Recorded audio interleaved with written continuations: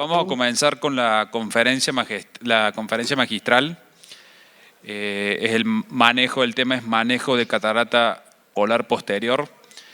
Esta conferencia va a estar a cargo del doctor Luis Escaf. Él es director de la Clínica Oftalmológica del Caribe en Barranquilla, Colombia. Es director del Banco de Ojos de esa misma clínica, especialista en segmento anterior. Es el inventor del Ultra Chopper. Publicó numerosos libros y dictó numerosas conferencias alrededor del mundo.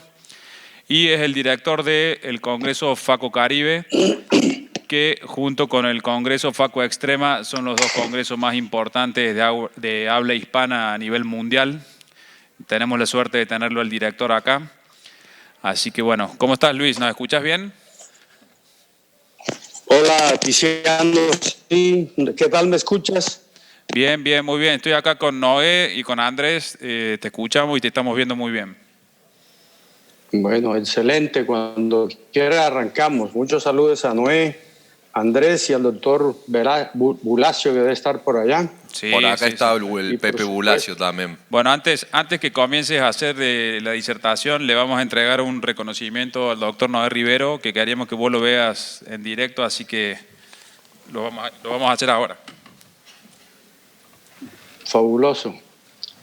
Voy a poner la pantalla aquí.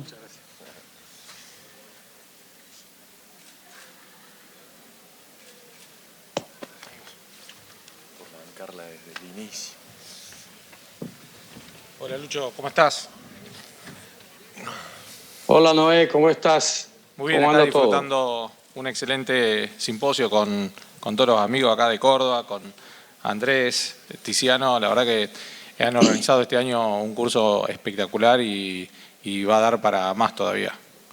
Y bueno, esperando FACO Caribe 2020, que va a ser con alegría, ¿no? Excelente. Por aquí lo espero todo. Bien, bien. Va a ser con mucha magia. Sí. Va a ser estilo Macondo, García Márquez, con mucha magia.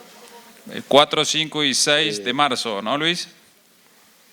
4, 5, 6, 7 de marzo del 2020. Estamos alistando la casa para esperarlos a todos. Tenemos muchos invitados de Argentina que hoy te acompañan allá. Debe estar por ahí el profesor Federico Carquemona, que también lo tenemos invitado. Y bueno, todo aquel que se quiera apuntarse es bienvenido. Bueno, muy bien. Hola, bueno. Lucho. ¿Quién habla? Pepe. Hola Pepe, ¿cómo andas? ¿Cómo estás? Aquí estábamos. Afilándote tu cuchillo, ¿viste? Eso, el serrucho de Lucho, creo que es lo que va a presentar.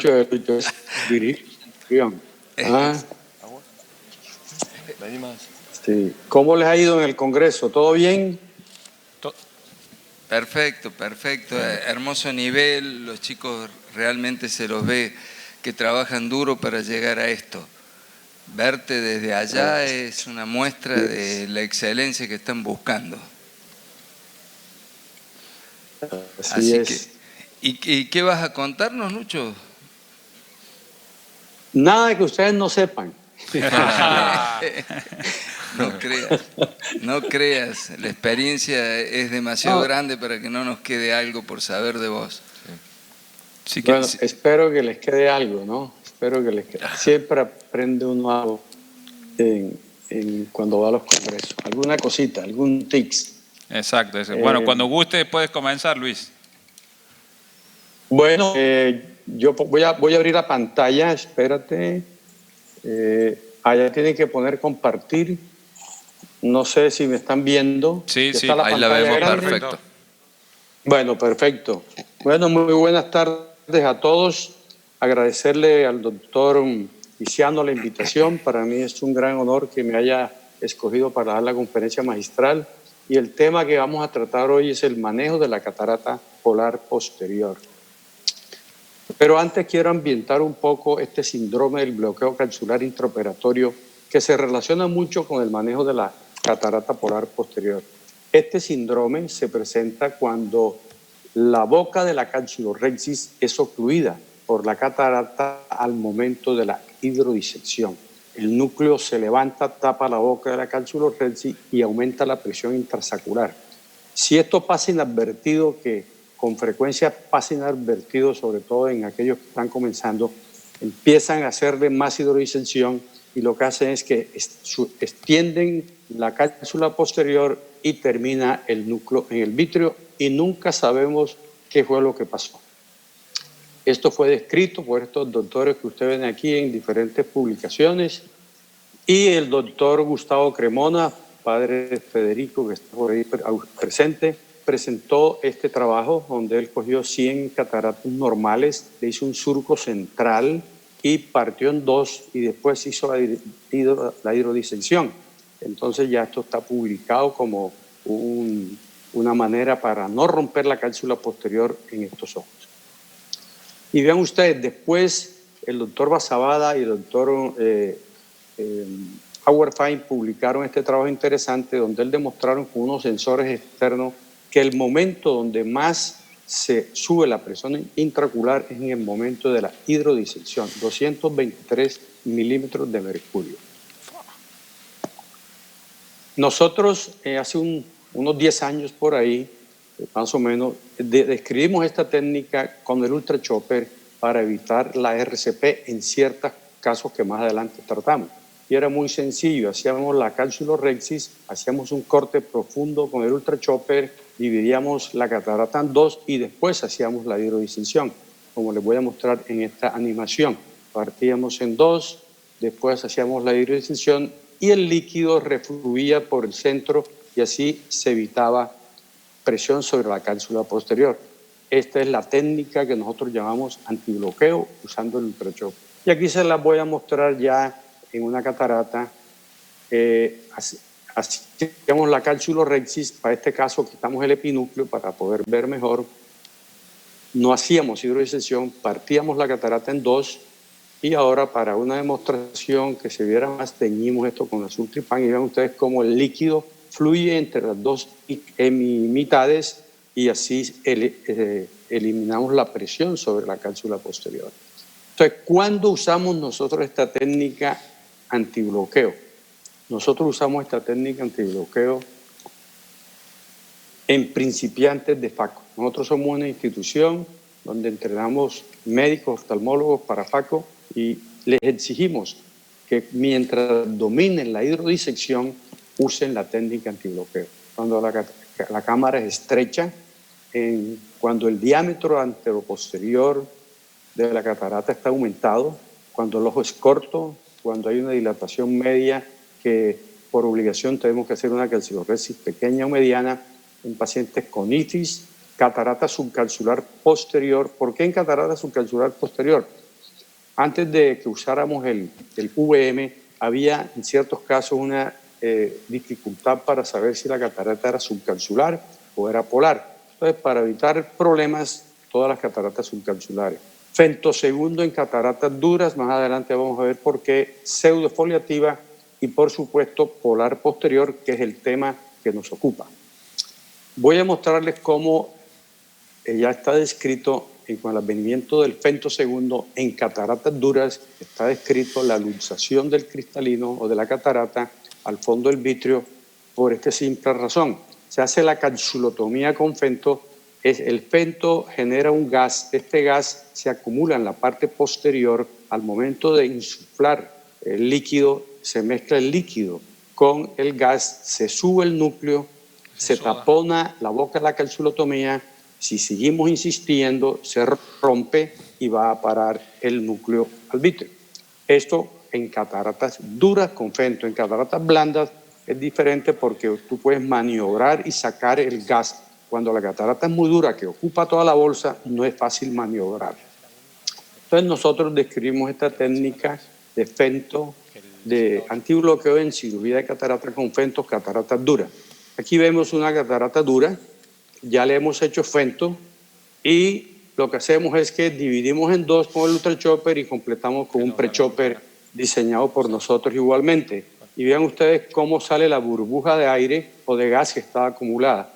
Esta maniobra es reproducible, es decir, en toda catarata dura, si hacemos esto, siempre va a salir el gas. Entonces, cuando se usaban estos núcleos, la gente no sabía por qué. Y era por esto, porque no, el gas acumulado hacía presión con el líquido y se rompía la cápsula. Entonces, recuerden los que hacen fento, si hacen cataratas duras, sacar el gas con una maniobra de antibloqueo. Esto está descrito en algunas revistas no indexadas y también en el libro El cristalino de las Américas, técnica para evitar el bloqueo calcular intraoperatorio utilizando el ultrachopper, capítulo 61. Bueno, ahora sí a lo que me invitaron, ¿no? De todas maneras, yo le dije al doctor Aticiano que estas 3 preguntitas que hice yo en el foro de Facoelche y que el doctor Luis Lu las respondió, hizo como una base de datos de lo que respondió todo el mundo, y son: ¿qué tan frecuente ven ustedes cataratas polares posteriores? ¿En qué porcentaje tienen RCP? Y si usan el VM en diagnóstico. Vamos a dar esto para el último como discusión. Entonces, la catarata polar posterior es una alteración congénita de la cápsula posterior y puede estar asociada a debilidad o ausencia de la parte central de la cápsula posterior. Su abordaje quirúrgico medita una serie de recomendaciones y maniobras para evitar RCP, uso de mannitol, bajar parámetros de fluídica, sacar el visco después de hacer la calciorrexis, no hacer hidrodisección, por supuesto, y usar técnica antibloqueo con ultrachopper, pero con lo que ustedes tengan a mano. Diferentes técnicas han sido descritas para minimizar este riesgo y mejorar el resultado final. Yo le voy a mostrar lo que nosotros hacemos aquí en nuestra clínica. Y este dibujo hecho a mano aquí por mí, como para ilustrar un poco, antes del advenimiento, como le digo, o por lo menos de nosotros tener la VM, nos era a veces difícil saber si la debilidad de la cápsula, la debilidad de la cápsula, la catarata posterior, estaba por encima de la cápsula posterior, o estaba parcialmente sobre la cápsula, o estaba totalmente incrustada en todo el espesor de la cápsula, es decir, tocando el vítreo. Cuando esta situación pasa, sí o sí se va a romper la cápsula posterior. Lo que tenemos es que bregar a que se rompa ya al final de la cirugía, si es que se va a romper. Y nosotros hacer algunas maniobras, bajar la botella, introducir viscoelástico para que no se extienda este desgarro. Usualmente este desgarro es oval. Ahora, el IOL Master, yo no lo tengo, también está una diapositiva del doctor Mario de la Torre, y él tiene el V Master, que es un OCT muy puntual, y ustedes pueden, los que tengan IOL Master 700, ver dónde está la catarata polar posterior, si está antes, dentro o después de la cápsula. Un OCT fabuloso con OCT y el VM también. La imagen de abajo, ven ustedes una catarata polar posterior que la polar está incrustada y atraviesa la cápsula. Entonces hay ir armado con paciencia y por supuesto conversar con el paciente de que puede suceder esto. ¿Cuál es la prevalencia? Es decir, aquí hay varios artículos de la literatura que dicen que es el 0,4%, o sea, 4 cataratas polares por cada 1000 pacientes. Es un estudio que nosotros hicimos durante 4 años, observando 13,000 y pico cirugías, observamos que era 0,96, o sea, 10 cataratas por 1000. Yo creo que está un poquito sobrevalorada, porque de pronto ahí incluimos algunas subcapsulares que realmente no eran polares. No hemos vuelto a hacer el estudio desde que tenemos el VM, estamos en mora de hacerlo. Las estrategias, entonces hay 2 estrategias, si la polar posterior es de un núcleo blando o si es duro. Si es blando es muy sencillo, porque ya sabemos, no hacemos hidrodisección, solamente hacemos hidrodelaminación, rodeamos bien el núcleo central y el epinúcleo con solución salina, bajamos los parámetros de la botella, la película está acelerada por cuestión de tiempo, nos vamos comiendo lentamente el núcleo y al final nos comemos el epinúcleo. Muy importante, que a uno se le olvida, no sacar la pieza de irrigación bruscamente, porque si no la cápsula posterior se hernia hacia arriba y se puede ampliar el desgarro. Entonces, el paso más importante es sacar el núcleo y no sacar la cánula de irrigación o meter viscoelástico para que no se descomprima bruscamente la cápsula. Para núcleos porales posteriores, la estrategia es un poquito más elaborada, pero voy a tratar de explicarla. Aquí tienen ustedes esta naranja que nosotros aquí en Colombia llamamos ombligona. Supongamos que esta parte exterior abajo es la catarata polar posterior. Lo que hacemos es que con el ultrachopper cortamos, pero no cortamos el 100%, dejamos esa parte intacta. Y ahí sí hacemos la hidrodistensión. Y en esta cintica que ustedes ven ahí, el líquido se mete por la parte disecada y sale por el centro. En esta animación vamos a ver cómo funciona. Partimos la catarata en dos, hemos respetado el centro y ahí hacemos la hidrodisección. Hacemos la hidrodisección y el líquido se va por lateralmente dejando el centro intacto. Después partimos la catarata en varios pedacitos, le minimizamos o volvemos a mínima expresión todos esos cuadrantes, buscamos un rotico donde introducir viscoelástico y ahí el viscoelástico se mete por detrás de la catarata polar posterior y la sube y ahí terminamos la facomulsificación. Aquí les voy a mostrar ya una cirugía en vivo. Lo que pasa, cortamos la catarata en dos, no tocamos el centro, solamente la periferia, introducimos la Sultripan y vean ustedes cómo sale por el centro y esa es la técnica antibloqueo para evitar presión sobre la cápsula posterior.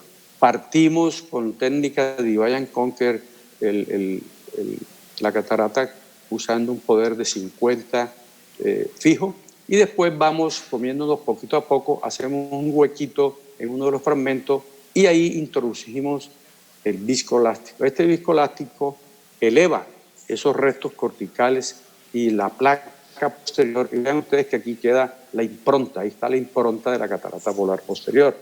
Tengan mucho cuidado en la inyección del lente intraocular, porque muchas veces si no rellenamos bien la cápsula, la bolsa capsular, la pata del lente es suficiente cuando roza llevarse por delante de la cápsula posterior. Inclusive, cuando estamos sacando el viscoelástico, si hacemos presión sobre el lente intraocular, esa presión hacia abajo puede romper la cápsula posterior. Y una cirugía que nos tocó trabajo hacerla, al final del día rompemos la cápsula.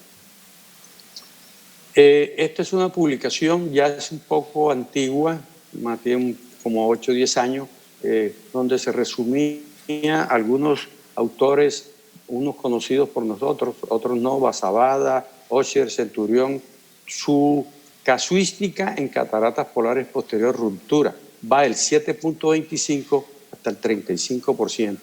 Con estos casos, nosotros, cuando digo nosotros, el grupo mío con que trabajo con otras doctoras, en un periodo de 4 años hicimos 129 cirugías de cataratas polares y tuvimos una RCP de 4 casos con un 3.9%, mucho mejor que los de estos autores que no usan las técnicas antibloqueo. Bueno, no, he dejado tiempo para que si quieres que conversemos algo, recomendamos la técnica antibloqueo para situaciones especiales de cirugía de la catarata y presentamos una técnica lógica para abordar estas cataratas polares posteriores, la cual ha demostrado ser segura, efectiva, reproducible, con menos complicaciones de RCP. Y bueno, los invitamos nosotros para Facocaribe, que está lleno de argentinos, muchos argentinos, y esperemos que llegue más todavía. Y esta es la discusión, no sé si, Tiziano, alcanzaste a hacer alguna encuestica, si no, conversamos, si tienen alguna pregunta, alguna duda, con mucho gusto. ¿Alguien quiere hacer una pregunta al doctor Scaff? Los micrófonos. Acá en el panel. Lucho, una preguntita. ¿Qué opinas de hacer viscodisección en estos casos y en alguno de los estadios de la polar posterior la efectúas? Mira, la viscodisección sí es muy importante, inclusive si la catarata polar posterior está incrustada y hace contacto con el vitrio. Pero para eso tienes que comerte bastante material de la catarata para que al momento de hacer la hidrodisensión pueda subir esa placa hacia arriba. Porque si lo haces con la cámara llena de viscoelástico, el viscoelástico no tiene para dónde salir y puede ampliar el desgarro ese redondo que queda después de donde está la placa adherida, ¿no? Entonces recomiendo, si vas a poner viscoelástico, que la cámara esté un poquito desocupada de viscoelástico. Lucho, otra pregunta. Aparte de realiza la técnica antibloqueo y es muy segura en tus manos. Has demostrado que se rompieron en 129 casos 4 cápsulas posteriores. Pero ¿tienes planeado tener un lente alternativo cuando enfrentas estos casos? ¿Un lente de 3 piezas? ¿O tienes planeado estar preparado para una posible ruptura? ¿O lo solucionas en un segundo? Sí. Bueno, mira, en estos casos tratamos de hacer una calciloresis no muy grande. No muy grande, te digo yo, menor de 5. Menor de 5 por si acaso se rompe la cápsula, darnos un chance de poner un lente en el sulcus, ¿no? ¿Qué más te digo? Se le advierte al paciente, hemos tenido pacientes con cataratas polares que se les ha puesto un lente trifocal, pero se les advierte que existe la posibilidad de que no se pueda poner por este tipo de catarata. Como te digo, el UVM nos ha venido a solucionar muchos problemas que no teníamos. Yo creo que de pronto ese número tan grande que tenemos de catarata polar posterior puede que no sea, puede que hayamos sobre diagnosticado. Pero de todas maneras, toda duda la resolvemos a favor del paciente. Si no estamos seguros, porque es que cuando existe una catarata avanzada que no deja evaluar con la lámpara hendidura, entonces el UVM ayuda mucho, ¿no? Ahora lo tenemos y podemos clasificar mejor las cataratas. Bueno, muy bien, Luis. ¿Alguien quiere hacer una pregunta? Con respecto a una vez que terminas de sacar la catarata, si llegas a tener restos de catarata en la cápsula posterior, ¿haces polishing de la cápsula posterior o lo dejas y después utilizas jack láser? ¿Cómo manejas esas situaciones? Sí, yo lo dejo tranquilo. Realmente no es bueno uno abusar de la suerte, ¿no? Si queda alguna debilidad o queda alguna, como digo yo, alguna costra ahí en la cápsula posterior, yo lo dejo tranquilo y le hago un láser, un jack láser. Si introducir el lente, porque nos ha pasado que no rellenamos bien el saco y la pata del lente se abre, la asa se abre y arrastra la cápsula y la rompe. Lo que hacemos es que reposicionamos el lente bien y si es una ruptura irregular y nosotros podemos hacer una calciloresis circular continua posterior con el lente puesto, la hacemos con el fin de que no quede un área del lente que cae en el desgarro y otra que no caiga, porque eso le puede producir alguna alteración visual al paciente. Pero no nos estresamos en el sentido, si queda una cápsula opaca, la dejamos tranquila y a los 2 meses, 3 meses hacemos un jack láser. Bien, muy bien. Yo quería dar, porque siempre me causa... Hay una pregunta acá hay una pregunta del auditorio acá. ¿Cómo maneja cuando se le rompe, cuando hace la fractura, la cápsula posterior? ¿Qué manejo haces si fracturaste y tuviste una RCP? Bueno, mira, eso pasa cuando inadvertidamente no sospechamos que haya una catarata polar posterior. Si no sospechamos, hacemos la hidrodisensión y en un momento vemos que el núcleo se fue. Y nos decimos, ¿qué pasó? Pero realmente si estamos muy atentos y si sabemos que es una catarata polar posterior y hacemos estas maniobras, es muy difícil que eso suceda. Sin embargo, si sucede al momento de hacer la hidrodisección y el núcleo se va, yo paro ahí y llamo al retinólogo que me saque el núcleo. Pero si todavía tengo restos adentro, entonces ya se convirtió una catarata complicada con RCP, que evaluar qué cantidad de material está dentro del núcleo, si es corteza, si son fragmentos grandes, porque a veces el fragmento es pequeño y podemos colocar el lente en el saco, colocamos el lente en el saco y hacemos la aspiración o la faco de ese resto que quedó, la hacemos con el lente puesto.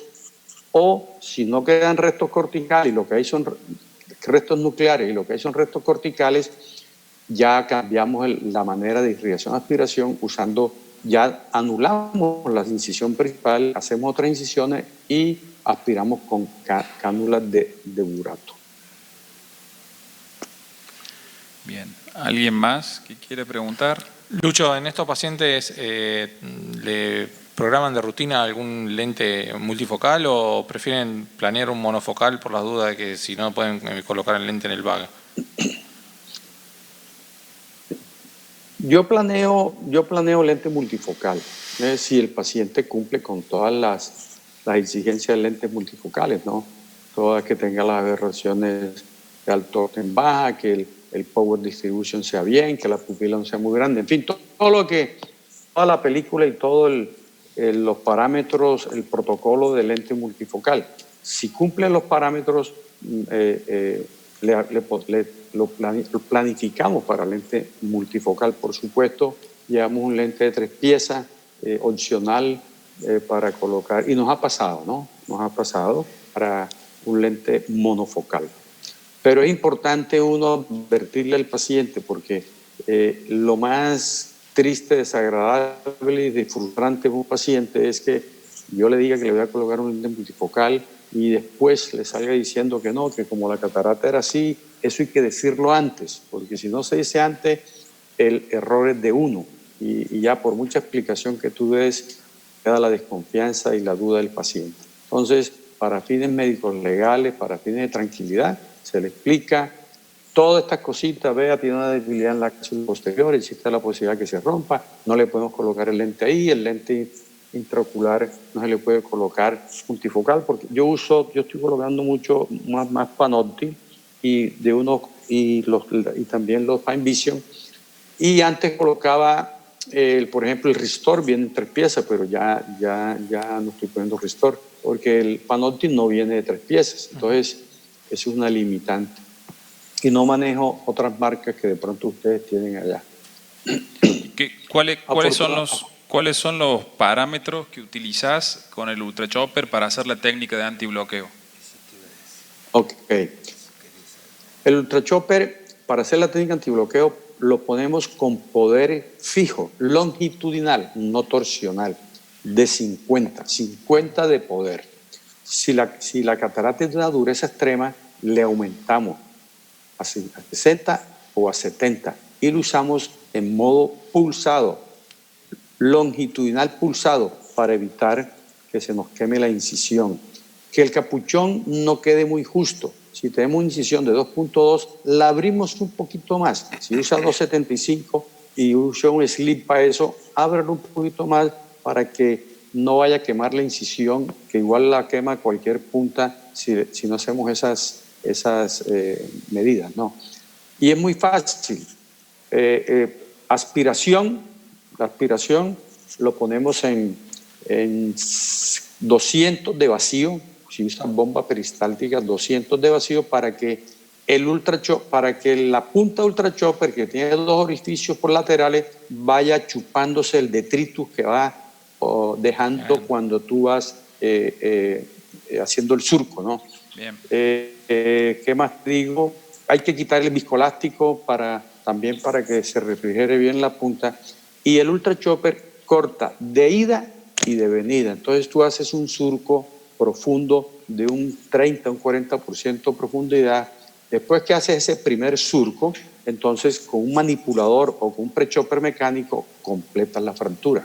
Ya al completar la fractura, haces la hidrodisección y ya rotas el núcleo y vas comiéndote, haces divides nuevamente la catarata en varios pedacitos y te la vas comiendo de a poco. Esa es la técnica. Es muy sencillo. El poder fijo longitudinal de 50, si le vas a aumentar a 60, 70, ponlo pulsado y cortar apenas toques el núcleo o la catarata, tienes que poner el pedal en posición 3 para que la punta no empuje, sino que entre cortando. Claro, eso es lo importante del Ultra Chopper, que no genera tracción en la zónula, porque va cortando de ida y de vuelta y mantiene el núcleo bien estable y hace un verdadero corte. Va cortando la lamela de la catarata y no genera tracción. Así es, así es. Es como si estuvieras cortando en cataratas negras, por ejemplo, es como si estuvieras cortando una barra de chocolate con un cuchillo caliente. Va cortando, no empuja. Y lo que dice no es muy importante, no produce alteraciones en la zónula, no lo digo yo, lo demostró el doctor Alan Crandall hace un par de años, que se ganó un premio en ASCAR, donde él usó el Ultra Chopper, usa en catarata pseudofoliativa y también lo hizo en un Miyake, ¿no? Todos sabemos que es un Miyake, ¿no? Que en una cámara artificial le meten una cámara por debajo y él usó el Ultra Chopper y vio cómo las zónulas no se distendían. Por eso su técnica preferida para cataratas pseudofoliativa es el Ultra Chopper. Afortunadamente nosotros aquí, yo veo una pseudofoliativa una vez cada 10 años. Ustedes allá deben de tener muchos, ¿no? Sí, acá las cataratas pseudofoliativas, te diría que un 40%, un 30%. Otra pregunta, Luis. Ustedes tienen cataratas muy, muy duras ahí en el Caribe, son cataratas muy negras, sí, muchas. Por eso la idea del Ultra Chopper. Al utilizar el Ultra Chopper por incisiones pequeñas, ¿tenés quemaduras en la herida en ese tipo de cataratas? ¿Y cuál es la incisión más pequeña que podés hacer con el Ultra Chopper? No uso de rutina. Te cuento que yo creo que el 60 al 70% de las cataratas nuestras son duras. Es por el sol. Nosotros vivimos en el Ecuador y el sol es lo que causa la degeneración temprana del cristalino, y las cataratas que nosotros vemos aquí en pacientes de 50, 60 años son impresionantes, que ustedes no las ven porque usted está en otro hemisferio, ni en Estados Unidos ni en Canadá, pero nosotros que estamos en todo el Ecuador, y esto es por yo uso incisiones de 2.2 siempre, con un cuchillete curvo, que en la parte de arriba tiene una longitud mayor porque es arqueada, y en la parte de abajo. Y uso, en cataratas muy duras, yo no uso Ultra Chopper en Divide and Conquer para no generar tanto ultrasonido. Yo utilizo otra técnica con sostenedor. Con un sostenedor o un chopper modificado, yo me voy al Ecuador, sostengo la catarata por el Ecuador y entro con el Ultra Chopper. Clavo y voy a juntar el Ultra Chopper con el sostenedor, y cuando estamos llegando, cada uno va para un lado y ahí fracturo la placa posterior. Yo puedo fracturar una catarata negra, brunescente, con un CD de 2 usando el Ultra Chopper. Si vas a usarlo Divide and Conquer, que va a usar más fragmentos y va a ser más, sugiero ampliar un poco más la incisión para que el capuchón no quede tan aprisionado en la herida, y al momento de tú verticalizar o subir el Ultra Chopper, el plástico del capuchón se pega a la pared de la punta, y si está mucho tiempo ahí se te puede contracturar o quemar la herida. Eso puede suceder con cualquier punta de FAC, no solamente con el Ultra Chopper. Lucho, entonces, yo tengo una pregunta también. Quería saber cómo hacías vos para calcular la profundidad del cristalino en el corte inicial que haces con el Ultra Chopper, porque bueno, no tenés reflejo rojo, que es por ahí el gran indicador de saber la profundidad para la gente que se está iniciando, conocer ese parámetro. Esa pregunta es muy, muy importante, y porque los oftalmólogos, no todavía, y yo también lo tuve al principio, les da miedo porque piensa que van a romper la cápsula posterior. Pero el miedo lo pierdes cuando tú por fuera del quirófano coges una catarata y la partes en dos y mides el largo de la catarata, el ancho y el ultrachopper. El ultrachopper tiene 2.5 milímetros de largo y una catarata, por muy poquita que sea, tiene 3.8, 3.9. Nosotros hemos hecho estudio de la morfología de los cristalinos que operamos, midiendo el cristalino, y el promedio está en 4.5, más o menos 8, así es más o menos. Entonces, si tú entras con el ultrachopper en forma oblicua, no perpendicular, no tienes ninguna posibilidad de romper la cápsula posterior, ninguna. Nunca hemos roto una cápsula posterior con la punta del ultrachopper. Sí, por supuesto, si no tienes cierto cuidado y acercas mucho el perfil de la capsulorrhexis o el borde de la capsulorrhexis al ultrachopper, por supuesto que vas a cortar la capsulorrhexis. Si descuidadamente retrocedes mucho porque la pupila está un poco cerrada y tocas el iris, te lo va a cortar igualmente, pero nunca. Entonces, realmente no es que yo tenga un cálculo mental de la catarata. Así yo le mido la catarata, nosotros la medimos, el NES te da el diámetro de la catarata. Yo con 2 pasaditas estoy en una profundidad del 30 al 40% de la catarata. Eso es suficiente para prefacturarla después con un prechopper mecánico o un separador usando la mano izquierda si yo soy derecho, ¿no? Así fracturando. Entonces, por eso no les dé temor nunca de que van a... Es como cuando comenzamos hace N años, cuando comenzamos a aprender FACO, que yo aprendí casi que cada vez que pasaba la punta al FACO y hacía un microsurco de 3 micras, ya me asustaba porque pensaba que iba a estar en la cápsula posterior. Entonces, todo es una cuestión de aprendizaje, ¿no? Y si tenemos la representación mental y estamos convencidos de que la punta mide 2.5 y la catarata mide mínimo 4 o 5 milímetros, no hay chance de que podamos romper la cápsula posterior. Muy bueno. Excelente. Bueno, si no hay preguntas, Lucho, vamos a dar por finalizada la conferencia. Te agradecemos mucho. La verdad que ha sido muy, muy provechosa esta charla contigo. Y bueno, nos vemos en Barranquilla en marzo. Bueno, listo. Pueden entrar a la página www.facocaribe.com, que ya estamos montando algunas cositas. Y bueno, hasta que nos veamos próximamente en México con algunos de los que están aquí. Si no, los espero el año entrante aquí en Barranquilla a todos. Muchas gracias, Luciano, nuevamente por invitarme y espero en la próxima edición estar personalmente. Bueno, un abrazo grande y nos estamos viendo. Muchas gracias. Chao, Lucho. Gracias. Chao, Lucho. Saludos.